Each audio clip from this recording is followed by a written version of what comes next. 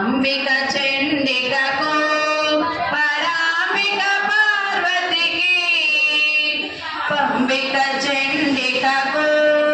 परांबिक पार्वती की पशुपति अर्ध शरीरिणी की पाहि पाहि अनुचो